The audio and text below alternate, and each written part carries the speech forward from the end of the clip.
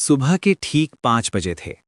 शहर अभी जागा नहीं था, लेकिन रेलवे स्टेशन के बाहर फुटपाथ पर बैठा एक आदमी जाग चुका था। नाम था हरदेव। उम्र करीब 38 साल। पेशा जूते पॉलिश करना। उसके सामने लकड़ी का पुराना बक्सा था, जिसमें टूटी शीशी, आधी बची पॉलिश और एक कपड़ा जो कभी सफेद रहा होगा। हरदेव ने आसमान की तरफ देखा और धीमे से कहा, हे भगवान, आज तो कम से कम बोनी करवा देना। लेकिन सुबह की ठंडी हवा के सिवा किसी ने उसकी बात नहीं सुनी।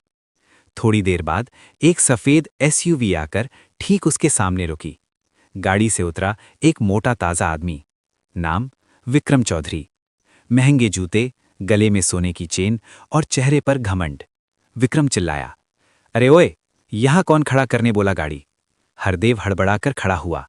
साहब, सुबह से कोई ग्राहक नहीं आया, बस यही जगह है, यहीं बैठता हूं। विक्रम की आंखें लाल हो गईं। तेरी रोजी रोटी मेरी गाड़ी से ऊपर हो गई?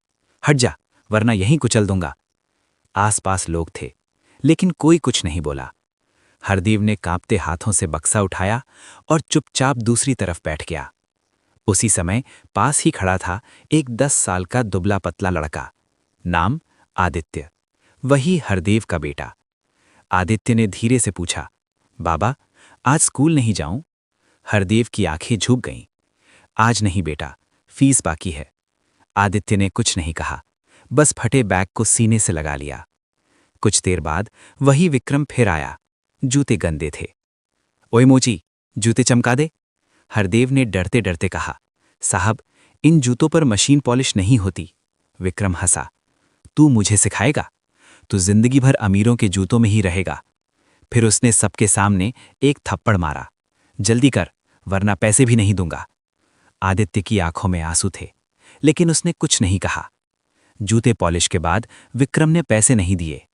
तभी पास से गुजरते एक बुजुर्ग टीचर, शिवनाथ सर, सब देख रहे थे। उन्होंने आगे बढ़कर कहा, बेटा, ये लो कुछ किताबें रख लो। हरदेव ने मना किया, साहब, हम पढ़े लिखे नहीं। टीचर मुस्कुराए, तुम नहीं, तुम्हारा बेटा पढ़ेगा। आदित्य ने पहली बार किसी किताब को प्यार से छुआ। उधर उसी रात शहर के बाहरी इलाके में एक गोदाम के अंदर नकली नोटों का धंधा चल रहा था। विक्रम चौधरी असल में उसी रैकेट का सरगना था। न्यूज़ चैनल पर आवाज आई, सूत्रों के मुताबिक शहर में नकली करेंसी का बड़ा नेटवर्क। हरदेव ने टीवी बंद कर दिया। उसे नहीं पता था कि उसकी किस्मत उसी खबर से जुड़ने वाली है। रात को सोते समय आदित्य ने पूछा, बाबा, मैं बड़ा होकर क्या बन सकता हूं? हरदेव ने बेटे को सीने से लगाया, जो तू चाहे, बस इंसाफ के लिए जीना। रात धीरे धीरे बीत गई थी। रेलवे स्टेशन के पास फुटपाथ पर बैठा हरदेव अब भी जाग रहा था। आदित्य उसके कंधे पर सिर रखे सो गया था। हवा में ठंड थी, लेकिन हरदेव के सीने में उससे कहीं ज्यादा ठंड जम चुकी थी। आज जो हुआ था वो सिर्फ अपमान नहीं था, वो एक सवाल था उसकी पूरी जिंदगी पर। क्या गरीब होना गुनाह है? क्या इंसान की औकात उसके जूतों से तय होती है? सुबह होते ही हरदेव ने फैसला कर लिया। उसने आदित्य का हाथ पकड़ा और सीधे शहर के सरकारी आवासीय विद्यालय की तरफ चल पड़ा। बाहर बोर्ड लगा था, प्रतिभाशाली लेकिन आर्थिक रूप से कमजोर बच्चों के लिए। हरदेव के कदम रुक गए। हम जैसे लोगों के लिए भी कोई जगह होती है क्या? अंदर बैठे थे प्रिंसिपल माधवराव, सादा पहनावा, तेज नजर। हरदेव ने डरते डरते कहा, साहब, मेरा बेटा पढ़ना चाहता है। माधवराव ने आदित्य की तरफ देखा, तुम पढ़ना क्यों चाहते हो बेटा? आदित्य बिना रोके बोला, क्योंकि मैं ऐसा अफसर बनना चाहता हूं जो किसी को जूते देखकर छोटा ना समझे। कमरे में सन्नाटा छा गया। माधवराव ने फाइल बंद की। आज से ये बच्चा इस स्कूल का छात्र है। हरदेव की आंखों से आंसू बह निकले। आदित्य हॉस्टल में रहने लगा। साफ कपड़े, नया बिस्तर और ढेर सारी किताबें। पहली रात उसने किताब सीने से लगाकर कहा, बाबा, मैं आपको एक दिन इन सड़कों से बाहर निकालूंगा। हरदेव ने मुस्कुराकर सिर सहलाया, बस इंसान बने रहना बेटा। शहर के दूसरे कोने में विक्रम चौधरी का साम्राज्य फैलता जा रहा था। नकली नोट, जमीनों पर कब्जा और नेताओं से साठ-गांठ। एक दिन उसके आदमी ने कहा, साहब, न्यूज़ चैनल बहुत पूछताछ कर रहा है। विक्रम हंसा, खरीद लो, यहां हर आवाज की कीमत होती है। लेकिन हर आवाज बिकती नहीं। एक युवा रिपोर्टर निखिल वर्मा पिछले 6 महीने से नकली करेंसी केस की पड़ताल कर रहा था। उसकी फाइल में एक नाम बार बार आ रहा था, विक्रम चौधरी। निखिल ने अपने कैमरे के सामने कहा, यह कहानी सिर्फ नकली नोटों की नहीं, ये ताकत और गरीबों के शोषण की कहानी है। एक शाम हरदेव स्टेशन से लौट रहा था। पीछे से आवाज आई, ओए मोची, जरा रुक। 3 लोग, काली गाड़ी, विक्रम के आदमी। तो बहुत बोलने लगा है आजकल। हरदेव कांप गया। मैंने कुछ नहीं कहा साहब। तेरा बेटा पढ़ रहा है ना, ज्यादा उड़ मत। धमकी देकर वो चले गए। हरदेव को पहली बार डर लगा, सिर्फ अपने लिए नहीं, आदित्य के लिए। उसी रात टीवी पर ब्रेकिंग न्यूज चली, नकली नोट केस में बड़े नामों की संलिप्तता। विक्रम ने टीवी फेंक दिया।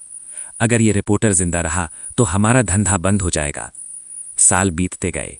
आदित्य पढ़ाई में अव्वल रहने लगा। हर किताब उसके लिए हथियार बन गई। हॉस्टल में बच्चे कहते, तू इतना क्यों पढ़ता है? आदित्य मुस्कुरा कर कहता, क्योंकि मेरे पिता जमीन पर बैठकर काम करते हैं। एक रात निखिल वर्मा एक गुप्त रिकॉर्डिंग लेकर लौट रहा था। अचानक हमला। कैमरा टूट गया, लेकिन पेन ड्राइव बच गई। निखिल ने आखिरी ताकत से वो पेन ड्राइव हरदेव को दे दी। अगर मैं ना बचूं तो सच बच जाना चाहिए। अगली सुबह निखिल की मौत की खबर आई। हरदेव के हाथ कांपने लगे। उसके पास सच था, लेकिन जान खतरे में थी। उसने पहली बार भगवान से नहीं, कानून से उम्मीद की। उसी समय आदित्य स्कूल की असेंबली में बोला, मैं उस देश में जीना चाहता हूं जहां इंसाफ जूतों से नहीं, सच से मापा जाए। तालियां गूंज उठीं। कैमरा हरदेव के चेहरे पर, आंखों में डर, लेकिन गर्व उससे बड़ा। फटे जूतों से उठी आवाज, न्याय, बदला नहीं, बदलाव। समय किसी का इंतजार नहीं करता। जिस फुटपाथ पर कभी हरदेव नंगे हाथों से दूसरों के जूते चमकाया करता था, उसी सड़क पर अब बड़े बड़े होर्डिंग लगे थे। लेकिन हरदेव की जिंदगी अब भी उसी मोड़ पर अटकी थी। वो रोज अपने बेटे की तस्वीर देखता और बस एक ही बात कहता, तू बच जाना बेटा, सच के साथ रहना। एक भव्य सभागार, IAS ट्रेनिंग का दीक्षांत समारोह। माइक पर आवाज गूंजती है, all India rank 3 Aditya Kumar. पूरा हॉल तालियों से गूंज उठता है। आदित्य की आंखें भीड़ में किसी को ढूंढ रही थीं। एक कोने में सादा कुर्ता पहने झुकी कमर वाला आदमी, हरदेव। आदित्य मंच से उतरकर सीधे उसके पैरों में बैठ गया। अगर आप जूते न चमकाते बाबा, तो मेरी किस्मत कभी नहीं चमकती। हरदेव रो पड़ा। आदित्य की पहली पोस्टिंग, जिला पुलिस अधीक्षक, SP। वही शहर, वही स्टेशन, वही सड़क। लेकिन आज उस सड़क पर किसी की हिम्मत नहीं थी कि किसी गरीब को अपमानित करे।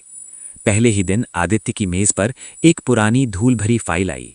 नाम लिखा था, नकली करेंसी केस, बंद। आदित्य की उंगलियां कांप गईं।